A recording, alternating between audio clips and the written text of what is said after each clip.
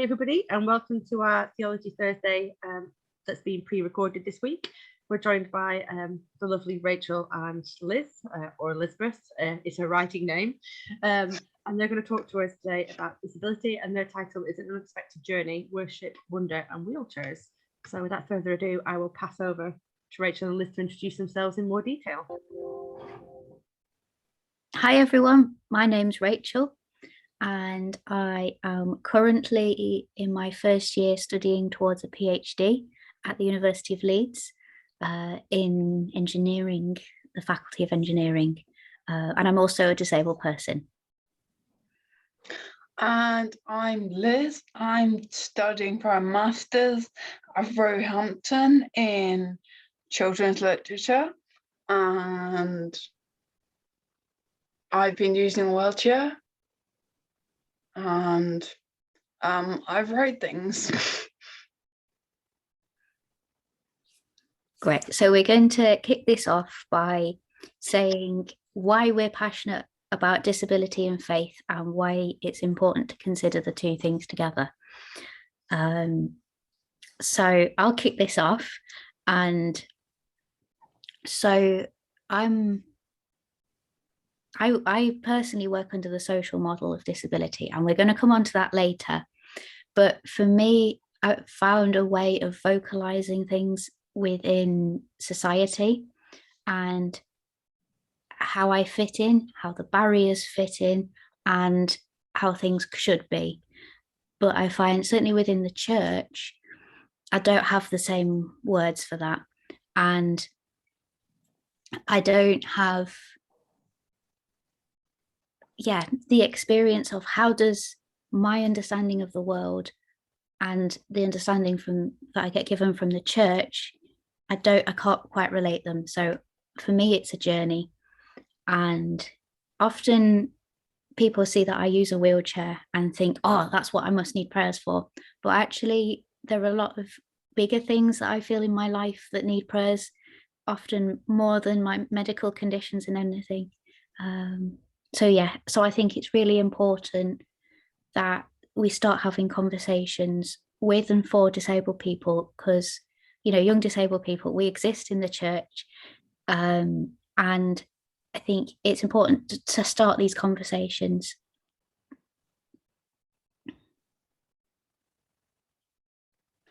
And I have only been using wheelchair for 3 years.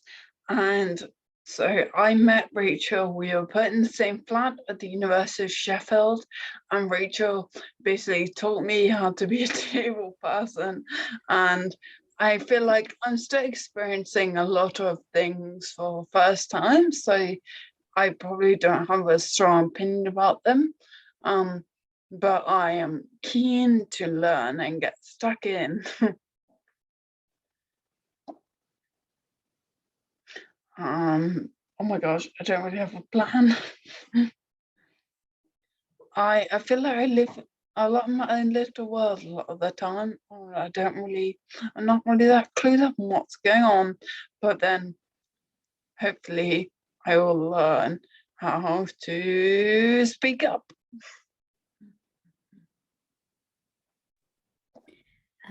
So as a way of introducing the social model, we've got a video we'd like to share. Imagine a town full of physically impaired people, all wheelchair users. They run everything. There aren't any able-bodied people, so naturally, when they built the town, the community decided it was pointless to have ceilings 10 foot high and doors 7 foot high. So the ceilings were built at 7 foot and the doors at 5 foot. In every way, they designed the place the way they wanted it. One day, a few able-bodied people come to stay. One of the first things they notice is the height of the doors. And the reason they notice is because they keep hitting their heads. They come to stand out by the bruises they carry on their foreheads. Soon, doctors, psychiatrists, and social workers all become involved. Committees are formed. Many people are worried about what becomes known as the problem of the able-bodied. Throughout the town, there is a growth of real concern. Specially toughened helmets are handed out, free to the able-bodied, to be worn at all times. Braces are designed which give support and relief, while keeping the able-bodied wearer bent to normal height. Various groups of compassionate wheelchair users get together and form registered charities. Every quarter they have a collection day. Upturned helmets are left in pubs and shops for people to drop their small change into. There is talk of founding special homes. But then one day, it dawns on the able-bodied that there is nothing actually wrong with them, just that society excludes them.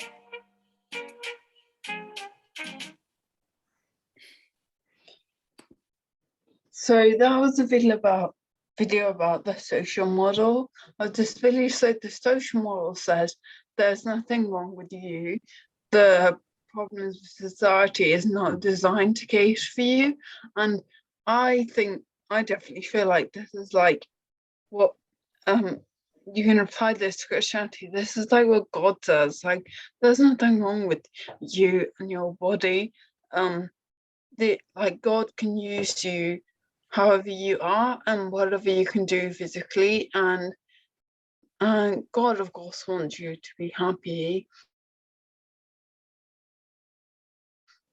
be with you however you are physically. And I know that I take great comfort in that, just knowing that whatever I do, God loves me regardless of what I'm doing and what I can do. And I think sometimes people assume that you're not happy with who you are, and it's like, well, no, I am who God wants me to be, and I can do things for God. And so yeah, just I feel like, yeah, I'm just not upset with my condition in life. Condition, I'm down. Like, I'm just doing my own thing and doing what I think God has called me to do.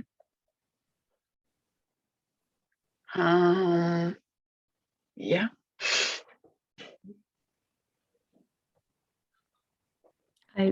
So I love that video, and I think it's such a light-hearted way of showing the irony sometimes. And so like Liz said about like the social model is about the barriers. So, you know, we're not the problem as disabled people, society is the problem. And when we look thinking about that in terms of like the Bible, I remember a couple of months ago Googling Bible passages about disability, and all sorts of recommended quotes came up. But I was searching online for it for a session I was running with and for young disabled people in the church. And the quotes I found weren't conducive to open, liberating conversation. They were quite ableist. But what was interesting was once I Googled Bible passages about body image, actually there were quite a few encouraging ones. And I've now encountered my new favorite Bible quote, which I'm going to share with you. So it's from 1 Samuel 16, verse 17b. The Lord does not look at things that people look at. People look at the outward appearance, but the Lord looks at the heart. And I really love that passage. For me, I think as humans, we so quickly judge, and that for me is God. You know, God looks at the heart, and I think that is really lovely. I wanted to call this talk an unexpected journey because I was never expecting using a wheelchair, but I was like, well, it happens, and this is how life's gonna go, and like that's okay, and God like can use you doing that. So I don't really get why people might think it's a bad thing, because I'm like, well, it's just a thing. and I think I'm very big on just the wonder of God at the moment, and I'm so impressed by everything everyone can do. I feel like often able-bodied people do stuff and they think it's normal, and I'm like, wow, and they think I'm being sarcastic. I'm not. I'm just easily impressed because I can't do that thing. I'm just like, wow, people are amazing.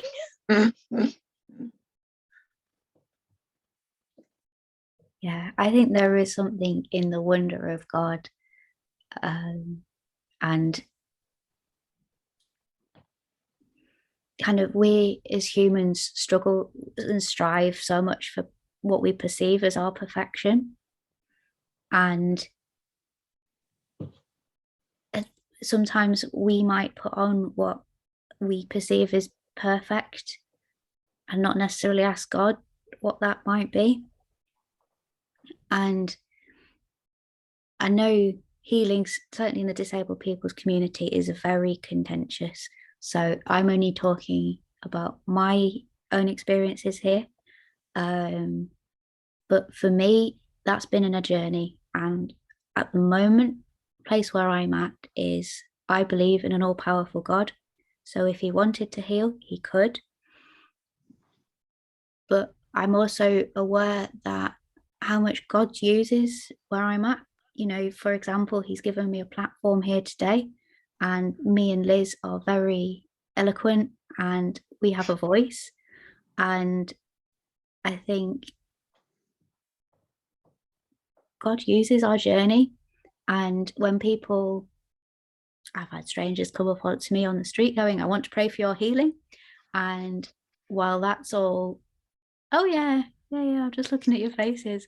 And while I'm sure that comes from well-meaning point of view, that says more about them. I've noticed Liz not isn't surprised by this. No, I remember like some random man came up on the street and was like, what happened? And my mum's like, excuse me.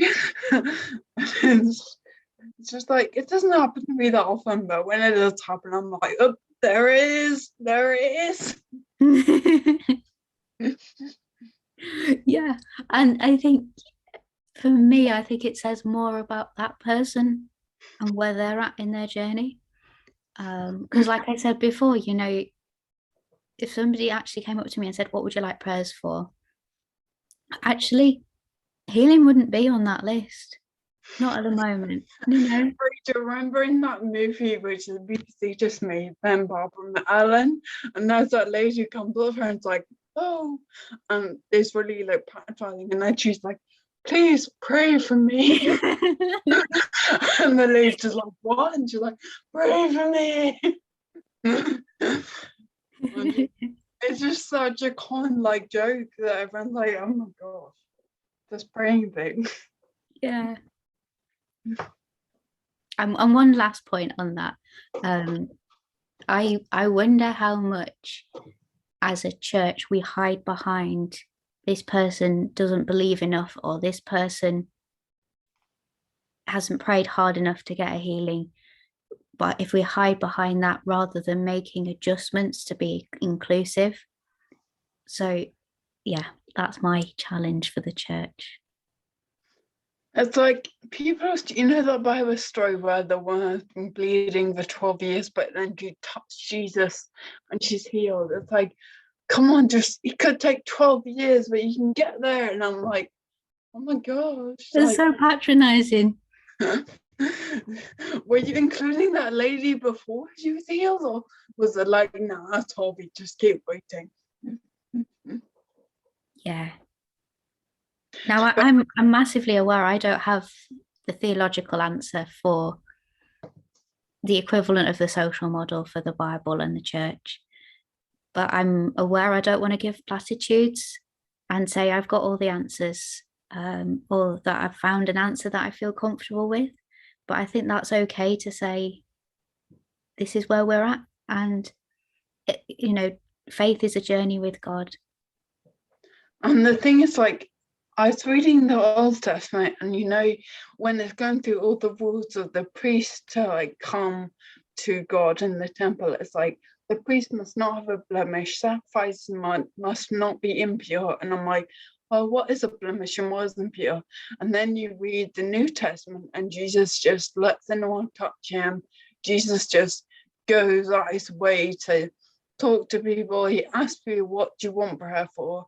I'm like, wow, Jesus is just so amazing. Like, I can really see why we needed that New Testament, because Jesus just breaks down all the barriers and doesn't care.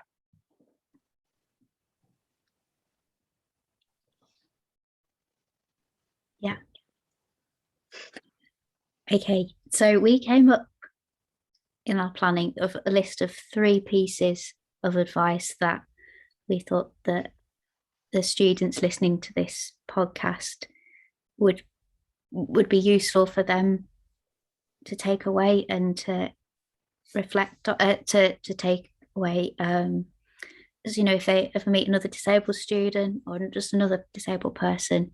And so the first one is see the person, and so that's not see beyond anything, and not just the nice persona of the disabled person, and genuinely try and connect with them. I want to say this because I feel like disabled people act so nice all the time, and it's a lie. Like, I'll be really nice to a person, but inwardly, like, if someone in the shop asks me, "Oh, do you need help?" I'll be like, "No, thank you." And in my head, I'll be like, "Lady, I wouldn't be here unless I do ask." Like, I'm not actually thinking nice thoughts. Yeah, there's definitely a stereotype that disabled people have to be nice and grateful. And if we're anything else, we're like rude and yeah. I also thought of another point. If you have a friend that you've invited them somewhere, check the access for them, because we have to go through so much life admin, getting to places or doing the applying for things or checking the doorways. And it's just so nice if someone just sorts that out for you. Yeah, that's a big point.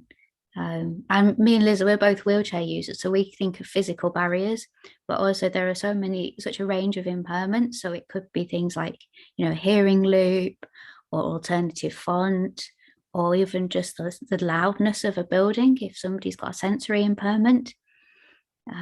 Yeah, good point. And our final point is ask, never assume. So it's like, would you like me to hold this door for you, rather than I'm going to do this for you. You know, it as an attitude comes across quite differently.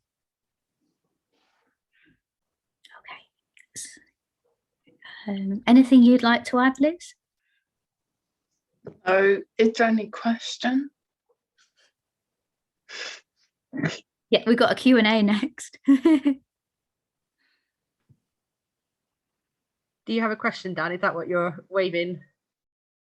Yeah, I mean, I took a few notes. So I was, now, did I get this the right way round, that when you shared a flat, that Rachel sort of did Liz's disability induction? Basically, I came straight from hospital to university, basically, so it's my first time being in the real world. Ah, cool. Yeah, both me and my wife are disabled, and we sometimes joke that people who acquire their disabilities should be issued with a sort of welcome pack. Yeah, I didn't get any welcome pack. Yeah, because there's just so much that you need to unlearn and learn if you're, well, when you transition sort of from perceiving yourself as non-disabled to taking a disability identity. And what do either of you or both of you think of as your steps of kind of cultural assimilation into, do you feel like you're culturally disabled? How has that transition gone for you, if at all, or have you always been culturally disabled? That's an interesting way of phrasing it, and I'm sure we could have a whole debate, a conversation about why, and actually I would be interested in. So for me, when I first became a disabled person, all I knew was the medical model, And for those who don't know, haven't heard of that before, the medical model is very medicalized. It's sort of like, Rachel, we need to fix you. You need to be able to walk up those stairs. So it puts a lot on me being the problem. And so it wasn't for quite a few years till I came across a social model. And the social model is like, Rachel, you can't walk up those stairs. We'll put a lift in for you. And like, not gonna lie, which is easier. And for me, coming across the social model was really liberating. So before that, I knew there was a problem, but I didn't know what it was or why or any of the terminology or the explanations. And I think, so yes, I do self-define as a disabled person, not because I use a wheelchair, but because I experienced those barriers in society.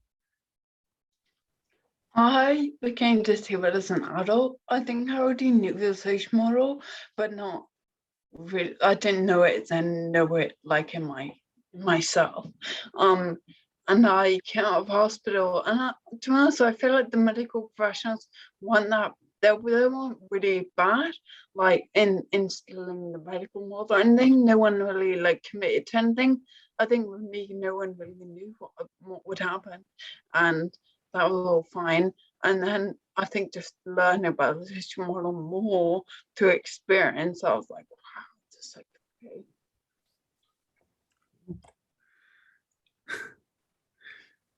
Great. Goodness. What were the other thoughts I had? Do you no, is that a good question? No, it's not. Sorry, this is me processing out loud, and it all requires some editing. I've got one if you want some time to muse. Go for it, thank you. Not so much a question, it's more of a point that I kind of picked up on that you were saying, and I never thought about it. I actually think it's really powerful, both kind of like from a theological perspective as well. And it's when you were talking about the fact that the church sometimes uses the fact that perhaps you're not praying hard enough or not giving enough, and that's part of the problem, rather than making structural changes and actually just addressing the physical problem in front of them, which doesn't feel very welcoming, but that's a whole other conversation, I'm guessing. But it's the point you made though as well about the fact that, you know, God uses you where you are. And like, I think sometimes people think, like, by focusing so much on the fact that they think you should be healed, I think there's a whole bit where the church is missing the fact that actually God uses us because we're perfect where we are. And if God's got a plan for us and he uses us where we are, then actually, yeah, I thought that was really, really beautifully put. And I thought, well, that's a whole thing that I feel like there's missing from perhaps the debate within the church about the fact that actually it's not that we're saying that these people should be praying all the time to be healed and to be fixed and to be perfect, because what is perfect? But actually it's the fact that we should recognize that they are perfectly formed the way they are, and actually God's using them for a purpose. So I thank you so much for that, because I just thought it was such a beautiful reflection point, and it really challenged me that, by the way, perhaps not that I thought that people had to pray to be healed, but just I'd never reflected on the fact that actually God makes all of us where we are, no matter what that is. I think you use it, yeah, we're all special and unique in those ways. And a good thing about being in church is you can always pretend it's a spiritual moment, even if it's not really. Like, I remember I was in church, I just baffled by what happened in church. And I was in worship, and the worship lyric was, I can't walk away. And I was just like, oh my gosh, but I can't. And I burst out laughing. And I think, and everyone was really serious and like worshipping, and I was like, it's okay, they'll just think I've got the joy of the Lord, you know, they were mine. I was actually like heavily laughing, or like one time I went somewhere and everyone was sitting on stage and there was no ramp, and I just found it really upsetting. I was obviously really upset, but it was in church, so I could pretend I was having like a spiritual experience. But it was more, I was crying about the access, not Jesus. Yeah, and building on that, particularly what you were saying, Lizzie, you know, we talk a lot about like the body of Christ, and Paul talks about in the Bible about, you know, I can't remember which bits he used, but like the eye can't say I don't need the foot or whatever like that. And you know, is every member of the body of Christ is valuable. And I think too often we see disabled people and people assume, well, they just assume, they see, certainly for me, it's really obvious where my weaknesses are, but people just assume that means and write us off, and don't appreciate actually we have value for the body of Christ. We can bring a lot to churches, to Christian communities. And the other thing I noticed is that a lot of people who don't really know disabled people literally think it's the old grannies at the back of the room, you know, and actually young disabled people, disabled students, you know, we exist and we've got a lot of life in us. We've got a lot of passion and love of God, and let's celebrate that. Yeah, well, and from my point of view, a lot of our problems come from our elderly disabled because they don't know they're disabled. And it's just, it's an even sort of worse attitude problem than the not yet disabled people. Yeah, it's like I can probably move a lot faster than you can in my electric wheelchair. Yeah. Oh man, but that sort of reminds me of something that you'd said about that disabled people act nice, and that sort of made me think that I know from close friends and family who are wheelchair users that's something that's expected, particularly of people with perceivable disabilities. But I think that those of us who have neurodiversity, who we sort of we come under the disabled umbrella, but I think in that particular case we have quite an opposite experience, because people's main complaint about neurodiverse people is that we don't act right. So we sort of have a completely opposite perception issue. Yeah, but that is a sentence that has tailed out. So I did love the point about the fact as well that people have this persona of the disabled nice person though, and that you can't ever get angry or like have normal human emotions, essentially, like the whole spectrum of emotions we all feel. Yeah, I guess we were talking about wheelchair users and like people being kind of patronizing, and I'm like, don't be patronizing, because I will try and manipulate you and take advantage. yeah. I was just thinking as well, like, because there's really obvious moments where it would be completely like I'd expect a wheelchair user not to be nice though. Like if there's a lift broken, or you know you can't get on a bus because people aren't being accommodating, like, and these are the things where you're saying society actually is built wrong. Like I'd be really angry, and I'd expect somebody else to be really angry if that's something that they can't access because society is built wrong. I wouldn't be like, oh well, you should just be nice when people do make accommodations for you. I think I would be rightly pissed off. It's really nice when other people get angry on your behalf. It's very funny. I laugh a lot. Then I've got to be careful though, then, because then there's also the problem about, and I bring this up with everything when it comes to campaigning or anything, because there's also that whole thing about privilege though. And then also like I can't assume that I could, like Rachel, and you are perfectly capable to speak on your own behalf as well. Yeah, the campaign phrase "nothing about us without us" originated 30 years ago from the disabled people's movement. I was waiting for that bit in the video. I mean, it didn't come, but I was also, because it made me laugh because all the people in the wheelchair in the video were making the decisions about what would work and how they could accommodate the able-bodied. And I thought, oh, it's just like what sometimes happens in the real world, but the opposite way around. Yeah. I also kind of just want to add that me and Liz are talking from our experiences, and that actually a lot of disabled people have their own experiences and their own ways of understanding the world. So we work on the social model. There is also the People's First movement, which is popular in America, and that's where you get people with disability words from. And there's a whole range of vocab So I just felt I should acknowledge those people as well. Yeah, and I've only been doing this 3 years. Like, I'm learning on the job and building up my collection of funny stories. Obviously, there's lots of stories, particularly in the New Testament, about healing, and say like hundreds of thousands of people obviously go to Lourdes. But you had mentioned when you had looked up quotes about disability in the Bible, it wasn't as positive as say when you Google body image. Do you think like a way of maybe explaining to people like in the church about your disability to tell them to focus less on healing and more on body image? Do you think that's something that maybe people get confused between? I think people often don't equate it like body image and disability, because obviously disabled people, body image is an issue because their body looks different, but people think it's a separate issue. And it's like, that's actually the same. I was talking to this random guy who came up to me and was like, "Oh, you're such an inspiration." And I was like, "Oh, great." And he was like, just seeing you do your thing. And I'm like, "Yay, I'm doing nothing." And he was like, "I sometimes worry about my face. Is it fine?" And I was like, "What? You look normal. Why are you worried about your face?"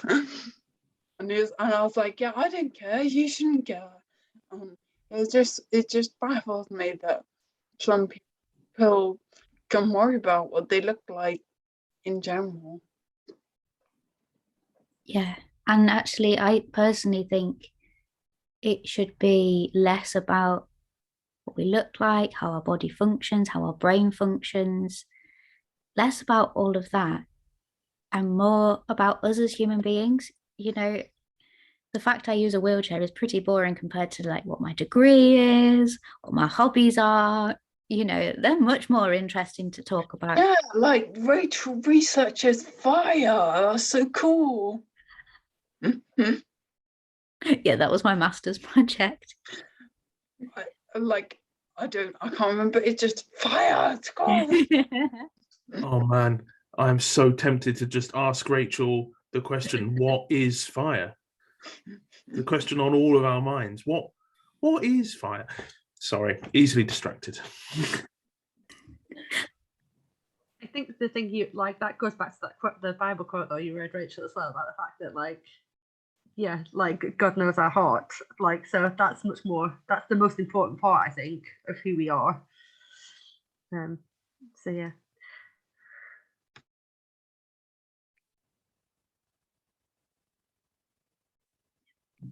Any last questions? If we're sort of towards last questions, I guess on behalf of people watching, I hope maybe they are wondering if you have anything you want to recommend, if people want to learn a bit more about disability, about the movement, about Christians with disabilities and faith. And I still want to learn a bit more. Have you got anything you want to recommend? Anything that's been helpful to you personally? I really liked the BBC's been doing lots on this at the moment, and they had a documentary by Kerry Burnell called "Silence: The Hidden Story of Disabled Britain," which was really good because it kind of taught history. I didn't really know this disabled history. Like, I live in London, and I was like, why is the bus so accessible? And then I learned about like the disability civil rights movement in the 90s, and I was like, whoa, it's all thanks to these lovely people. Yeah. And that's only 30 years ago that movement happened. Yeah, and I was like, wow, I wasn't born. I had no idea. No one told me. Yeah, I think it should be part of the induction pack. This is our history. Because I mean, even those of who, so my disability is developmental. So I've always had it, but I was only diagnosed recently. So it's sort of, in a sense, it's a bit comparable to acquiring a disability. I should have got an induction pack at some point, but we don't have it. Yeah, like I am reading about my condition on Wikipedia and being like, oh, that's what it is. Yeah, I recommend people like Googling and researching the social model, because that is a good way of asking and looking at it. And always ask people, how is it for them and why?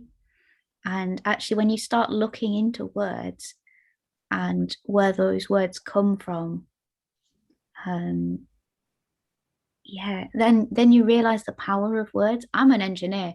I like numbers, but I've learned to appreciate the power of words and the history of words as well. Why are these words not used? This is where it came from. This is what it means now, and this is the history behind it. And that's interesting. I really enjoy watching the Paralympics just because, like, seeing all those people on TV, it's just amazing. It's like, oh, it's our time. Yeah. Can I also recommend SCM? One of SCM's partners is Inclusive Church, and IC have been doing a disability conference at St Martin in the Fields and online more recently for like last 10 years. So we've done a lot of kind of work on lived experience of disabled people. It's a conference that is for and by disabled Christians. We occasionally let one or two non-disableds come, but they have to behave.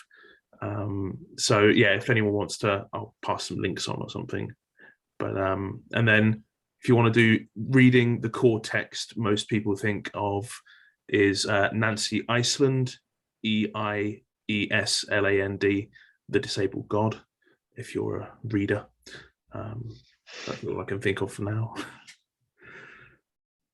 Is there anything that, obviously you were saying the fact that like the church still has a lot of work to do and you're not sure kind of what model will apply to the church, and I'm not expecting you to have all the answers at all. And I just like wouldn't expect anybody to have all the answers, but is there anything in particular that you think we should be doing to push the church more in a certain direction? Attitudes for me is, I think, one of the biggest barriers I experience in church. And there are different types of barriers: physical barriers, attitudinal barriers, and organizational barriers. And to be honest, if the physical barriers, for me personally,